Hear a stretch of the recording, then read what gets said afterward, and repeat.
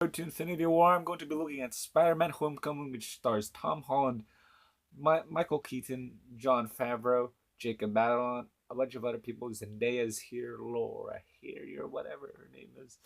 And this movie is the first Spider-Man movie to be part of the Marvel Cinematic Universe, but it's still distributed by Sony but they made a deal where like Sony and Marvel agreed that Spider-Man can be used in the MCU, and the Sony can use some of the MCU characters. This being Tony Stark is used here, and Spider-Man can cross over to the Infinity War. Sony still has creative input, but Marvel also adds their input, so it's still basically a Sony movie, but Marvel does help. This also had 6 writers, 2 big studios fighting for things, so this could be a disaster because Spider-Man Homecoming has quite a lot going against it because of those things. But it turns out Spider-Man Homecoming is a really good movie and is probably the best Spider-Man movie since Spider-Man 2, but that's not saying much because Spider-Man 3, although kind of liked it, it was a mess.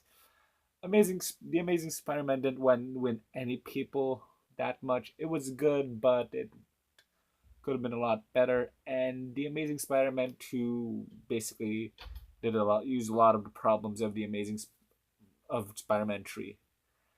This now Tom Holland is a really good Spider-Man, and he does perform really well here. Though the people's problem with the movie is that his Spider-Man suit is basically Iron Man Jr. And I can see that why I have a small tiny nitpick of that, but I'm glad that we have a Spider-Man who is very different from the previous movies, even though it kinda destroys a bit of the nature. It's still neat though. I mean, it doesn't really do much besides an AI and a few webbing mechanics, but he does learn it in the movie that you shouldn't rely on this. Rely on your strength, and Peter realizes it because in the final battle, he uses a homemade suit and he succeeds. In Civil War, yeah, he had the Stark Tech suit, but he basically fought with all his power. And in this movie, he started abusing the powers of the suit, and he was failing. And that's a really good lesson. The supporting cast was also good. Ned is a great best friend character. He has a lot of really good lines.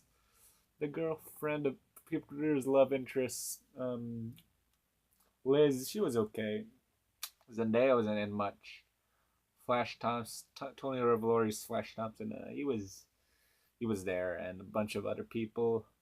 I do like Martin Starr. He was the principal. No, he was the teacher, and he was also so in the Incredible Hulk, so they can make like a canon where like that's the same character.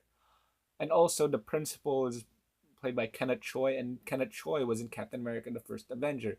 He played one of the Howling Commandos of Captain America, and just so happens he has a picture on the background of that person. So he is a relative of that person. I'm gonna go to the spoilers here for the big reveal, but yeah, Spider-Man: Homecoming is really good. The performance is really good.